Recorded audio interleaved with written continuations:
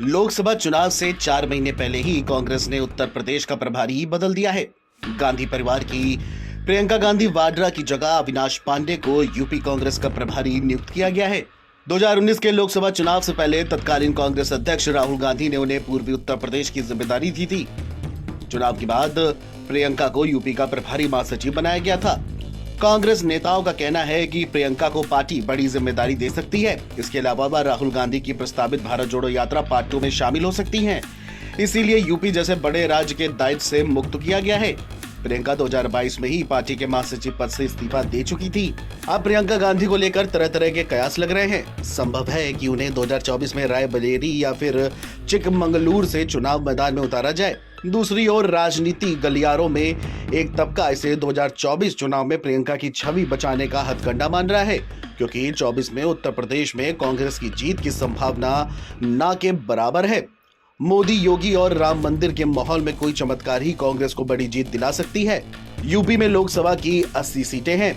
2009 के बाद से कांग्रेस की स्थिति राज्य में काफी कमजोर हुई है। 14 में कांग्रेस को सिर्फ 2 सीटें रायबरेली और अमेठी से जीत मिली थी। 19 में पार्टी को सिर्फ रायबरेली में सोनिया गांधी की जीत से संतोष करना पड़ा था। 2019 में प्रियंका गांधी ने पूर्वी उत्तर प्रदेश में प्रचार का जिम्मा संभाला था, मगर पार्टी को एक भी सीट नहीं मिली। प्रियंका गांधी के कार्यकाल में यूपी में 4 चुनाव हुए और सभी चुनाव में कांग्रेस को हार ही नसीब हुई।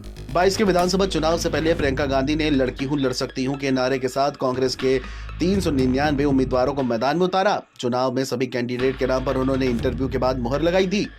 विधानसभा चुनाव में 387 कांग्रेस उम्मीदवारों की जमानत तक जब्त हो गई।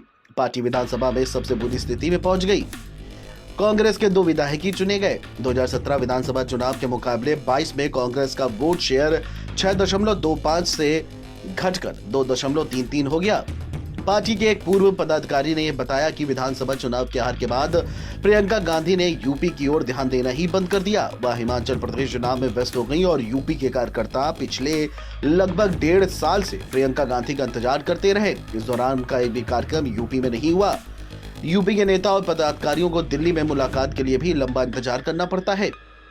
राजनीतिक जानकारों की माने तो कांग्रेस के लिए यूपी की राह आसान नहीं है। वोट बैंक और कैडर से जूझ रही पार्टी को यूपी में चमत्कार के सिवाय कोई उभार नहीं सकता है।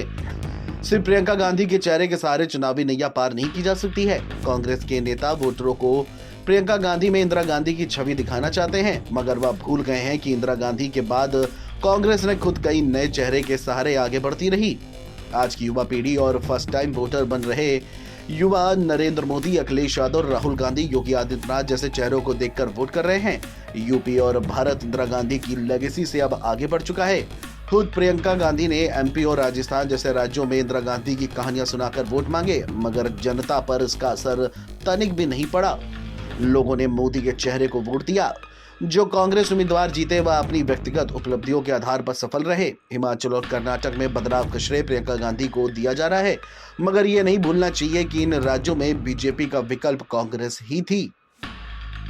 Video desk, NBT online.